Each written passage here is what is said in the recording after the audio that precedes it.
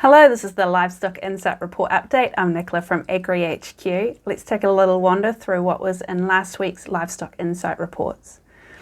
So the thing you need to know about mid-October, for the purpose of this report, is that this is typically when the Chinese buyers start buying for producing products for Chinese New Year consumption earlier in the year. So last season was crazy season where we saw a lot of strong buying, and that really set the tone for the general beef and lamb markets. And I guess we're hoping for that again, I suppose. But we're starting to see last week that the Chinese buyers were coming in for lamb, which is an encouraging sign. Just to add in some perspective there, we're also seeing some wobbles in the European lamb markets because of the second coming of COVID-19 in those areas. So we do need to see both markets firing to see strong competition that we had last season.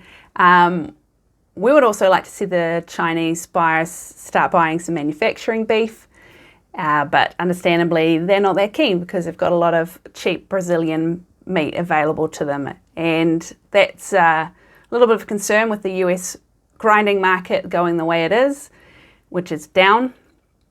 But there are some exporters out there confident that if we get to a certain price level, the Chinese buyers will come in and start buying. So let's hope they're right. That's probably enough for the export markets. Let's take a look at what's going on in New Zealand. We've got beef schedules easing at this point as supply picks up, and because those international markets are under some pressure. We've got the store cattle markets following suit. Feed is a real concern there throughout New Zealand, really, and it's a buyer's market. So you can check out our report for all the individual store cattle indicators, and we've also got sale yard reports as well. That'll show you what's going on there. Lamb prices are holding steady. We're in the chilled Christmas production period, so producers have temporarily stopped complaining about lamb margins. We've got a couple more weeks of that, and then they'll go back to worrying about what they're going to do with the schedules.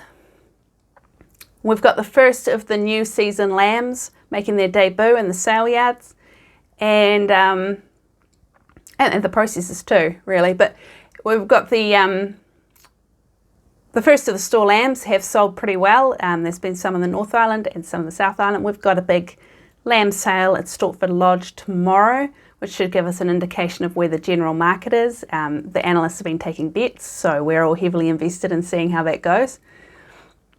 And looking at what's in this week's report, we're keeping an eye on those spring store markets. Those are very relevant at this point. We're going to particularly look at the 100 kilo calf market in the North Island and the dairy sire bulls in the South Island. And there's also been a lot of the store cattle coming through the sale yards, so we're going to analyse what's going on there. And we've got an AgriHQ Q&A recording that'll be coming out soon on the store cattle market as well, so keep a keen eye out for that. And of course we'll be having a look at what's happening in the export markets, whether or not China continues to buy, and what's happening in this US grinding market.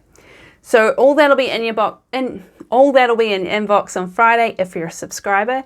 If you're not a subscriber, you can head along to agrihq.co.nz and get yourself sorted out.